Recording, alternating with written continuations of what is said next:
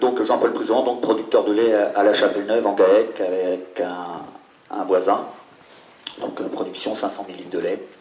Donc premier constat par rapport à ce qui vient d'être dit concernant par Francis, donc concernant les coûts de production, étant moi-même producteur, en effet, on voit bien que nos trésoreries aujourd'hui sont très tendues, pour ne pas dire, je dirais, à des niveaux historiquement bas, pour ce qui me concerne. Vous êtes membre, donc vous êtes Sodial, donc vous faites partie de la FNCL, la FNCL fait partie du COPA-COGECA. Le président de la filière laitière du COPA-COGECA, il me semble bien que c'est un Français. Pourquoi, donc si vous, à la base, les coopératives de base, vous êtes pour une régulation européenne, comment vous expliquez que le COPA-COGECA, lui, prône la libéralisation et ne fasse aucune manifestation à Bruxelles, aucun lobbying à Bruxelles pour défendre la régulation?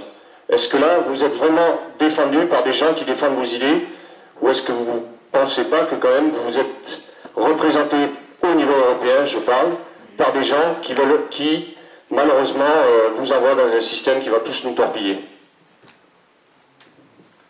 Alors, d'abord, je ne suis pas administrateur à la FNCL. Ça va peut-être venir. Vous êtes représenté par la FNCL. Alors, concernant la coopération est en effet représentée par la FNCL. Aujourd'hui, COPA-COGECA peut avoir un avis différent, ou je dirais un avis ultralibéral sur la production laitière. Il s'adapte à la décision de la Commission européenne. Aujourd'hui, qu'est-ce qu'on doit faire? C'est où on se dit non, nous on va faire autrement que la Commission. C'est eux qui ont décidé, c'est pas nous. Hein. Nos députés européens ont voté majoritairement, là aussi parce que c'est collégial également, une libéralisation totale des volumes et un non-contrôle des prix, parce que c'est ça qu'ils ont décidé. Ben voilà, après on peut se mettre en marche si on veut.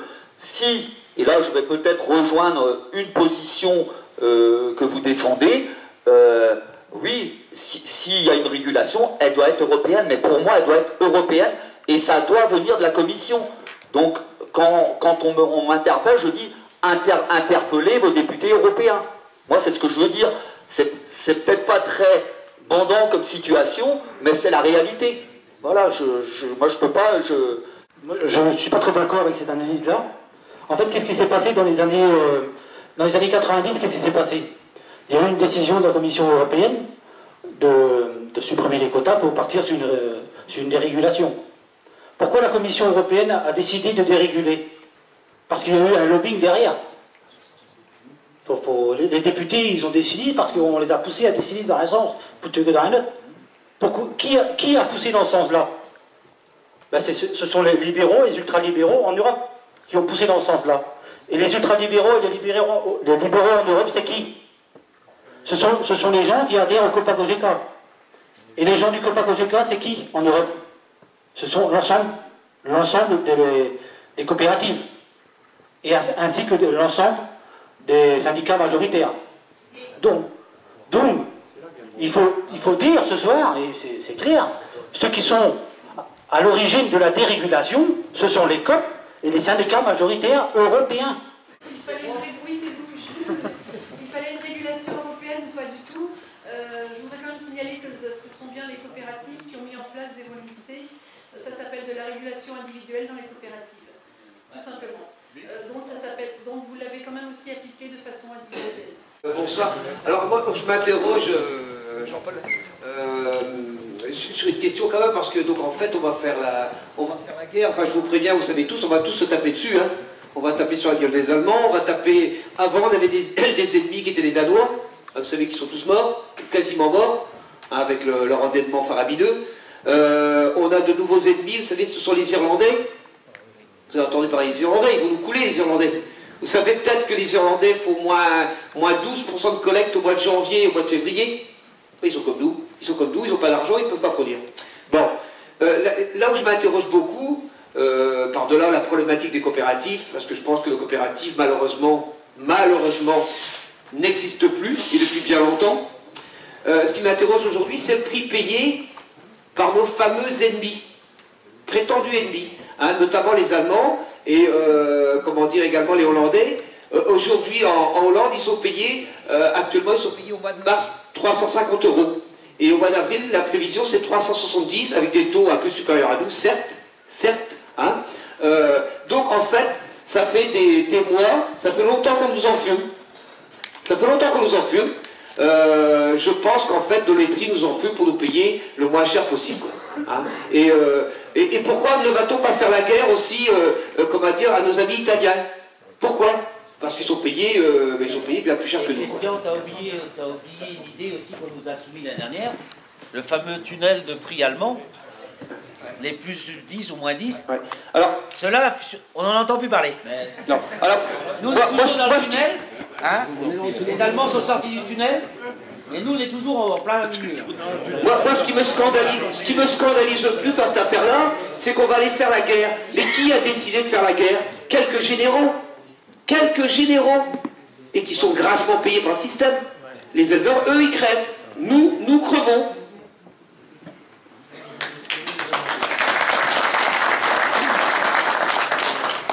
Donc, je m'appelle Marc Hervé, et donc je suis président de la section laitière de Triskalia et administrateur à l'AITA, et donc administrateur à FNCL. Donc, pour répondre à la question par rapport à l'Allemagne, je pense qu'on ne peut pas continuer à donner des chiffres qui ne sont pas justes, parce que ça crée des doutes, et le prix allemand par rapport au prix français, on est à 2 ou 3 € de différence sur l'année. C'est vrai qu'actuellement, il y a une différence. Mais c'est ce qui explique aussi le tunnel, et on a mis beaucoup de choses en place justement pour essayer de se coller au prix allemand. Et on a justement, et c'est ça la grosse difficulté, on a aujourd'hui une grosse difficulté par rapport au prix allemand parce qu'on est décalé sur 3 mois. Il y a 2 ans, on était à 1 an, ça s'est amélioré, et là, c'est vrai que... Et donc, c'est le prix moyen sur l'année qu'il faut regarder. Et le prix allemand n'est pas supérieur au nôtre, ou peu. Mais ils ont commencé à remonter au mois d'octobre. Le système des 3 mois aurait dû nous faire monter en janvier. On n'a rien vu en janvier. Donc le système ne s'applique pas. Ne dis pas quand même qu'il s'est appliqué. Si, ça s'applique. Il ne faut même pas l'aide sur les 50 premiers hectares au niveau de la PAC. Comment on peut avoir cette position-là, FNCL, quand la FNSEA enterre simplement cette disposition? Moi, je siège au niveau de la FNCL, j'ai pas l'impression qu'on soit en phase avec la FDSEA. Du tout. C'est vrai que... Mais là, je vais aussi vous dire ce que je pense de tout ça. Est-ce qu'on n'est pas responsable, nous, producteurs, quand il a fallu mettre un peu d'argent dans nos cartes syndicales, qu'elles soient n'importe, pour avoir des représentants au niveau national? Les céréaliers ont toujours mis de l'argent, ils ont tout le pouvoir. Nous, quand on vendait des cartes, j'en ai fait, j'ai vendu des cartes syndicales, on prenait le minima. Donc, et comme c'est la cotisation qui permettait d'avoir des représentants au niveau Paris, ben on n'a pas de représentants à Paris. Un grand territoire laitier comme la Bretagne, on a 3 administrateurs à la FNBL. C'est franchement scandaleux. Je vais prendre la parole. Donc moi je voudrais savoir pourquoi Triskalia en tant que coopérative ne présente jamais ses résultats lors des assemblées générales. Et pourquoi les comptes de l'AITA SA ne sont jamais publiés au tribunal de commerce? Parce que ça a été décidé comme ça, mais je vais encore réexpliquer. Vous avez le résultat de l'AITA par définition. Non.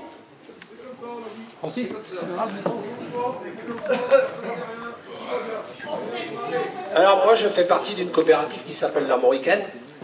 Donc jusque-là on gagnait du pognon, hein. Moi je vous le dis, on avait même un 13e mois. On n'a pas de bol, c'est qu'on a adhéré à une boîte qui s'appelle l'AITA. Alors on a eu les résultats, moi malheureusement j'étais, puisque je fais de la volaille aussi, et j'espère que Triskalia n'a pas donné de l'argent de la branche volaille aux laitiers, parce que sinon vous n'allez pas avoir grand chose avec. Hein. Bon, enfin cela dit c'est juste une boutade. Autre chose, je vais quand même faire une remarque, Marc, parce que moi j'entends toujours des chiffres, je touche ça, je touche ci ou ça. On a entendu attends, s'il te plaît, on a entendu un certain politique qui nous a juré sur la tête de ses enfants qu'il n'avait jamais mis de compte en Suisse. Donc moi, je suis comme Saint-Pierre, je crois que ce que je vois. Ça, je tiens à vous le dire, ça s'arrête là. C'est juste pour mettre les choses au point. Et ça, j'y tiens. Parce que, pour revenir à mon armoricaine, moi, jusque-là, on gagnait du pognon. On a adhéré à l'AITA, hein, on fait partie des grands, on joue dans la grande cour maintenant. On joue tellement dans la grande cour qu'on est tombé à 620 € de chiffre d'affaires par tonne de lait. Au lieu de J'étais pas, au lieu de 1000. Je n'étais pas à l'Assemblée Générale, parce que je vous dis, je fais de la volaille et j'ai enlevé mes poulets, donc c'est pas de vol. Parce qu'autrement, croyez-moi que ça aurait chauffé, parce que je trouve ça inadmissible. En tant que, enfin, moi je trouve, on a des administrateurs, ils nous doivent des comptes, ça c'est normal. D'ailleurs, c'est pour ça qu'aujourd'hui, on se doit de les respecter, on leur pose des questions, ils nous répondent. On y croit, on n'y croit pas, ça c'est un autre problème. C'est chacun qui va faire donc la part des choses de tout ça. Une chose est sûre, c'est que si moi on me dit aujourd'hui l'AITA a gagné de l'argent, expliquez-moi comme moi, à l'armoricaine, j'en ai bouffé. On a perdu 82 000 €. On va me dire, on a perdu des marchés. Oui, bien sûr, on a perdu des marchés. 620 € tonne de lait, faites votre compte, c'est quasiment impossible. C'est quasiment impossible. Puisque les moins font 900 et les plus font 1100 de chiffre d'affaires. Donc il y a quelque chose qui ne va pas. Donc moi, ce que je demande, c'est pas compliqué. De la transparence, sur toute la ligne. Sur toute la ligne. Ce soir, là, je suis un petit peu à la bourre, puisque j'ai écouté sur TF1 la Filma qui parlait justement de, pour 1 € de litre de lait, il y a 43 centimes, je pense que vous allez confirmer ça, qui revient à l'industriel. 43 centimes, 43%, vous êtes bien d'accord? Donc moi, ça me pose un problème. L'industrie, elle a évolué avec le temps, elle s'est modernisée, donc elle a gagné en compétitivité. Donc elle n'aurait pas dû augmenter de 43%, mais elle aurait dû faire moins, tout simplement. Donc c'est là les chiffres que, moi qui me choquent. Maintenant, ils sont là pour nous répondre, moi je les remercie d'être là, mais j'ai du mal à croire. Franchement, j'ai du mal à croire. On n'est pas en crise, on est en mutation.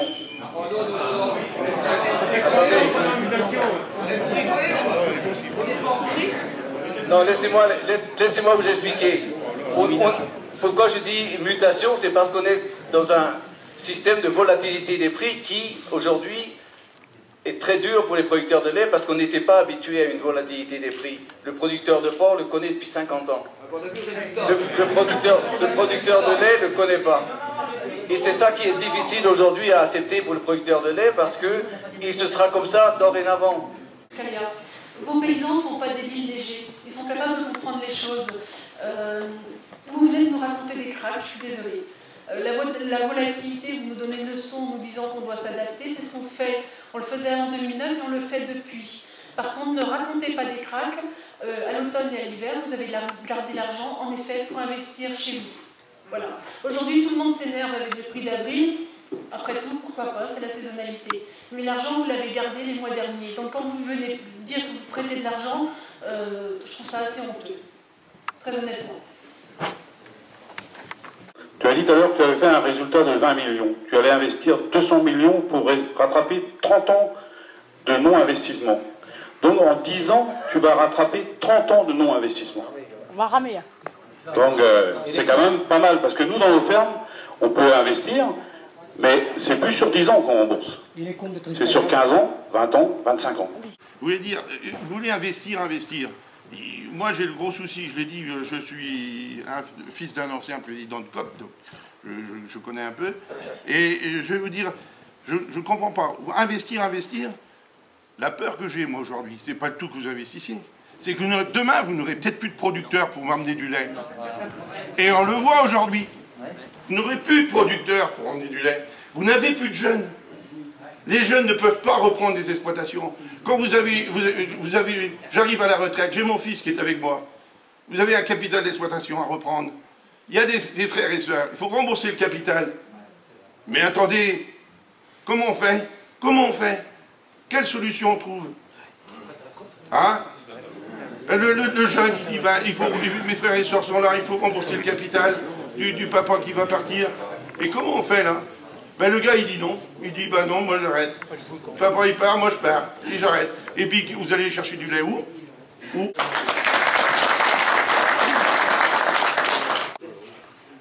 C'est vrai que pour le producteur aujourd'hui il a du mal à comprendre et moi je comprends. Parce que c'est dur. On n'est pas en crise, on est en mutation.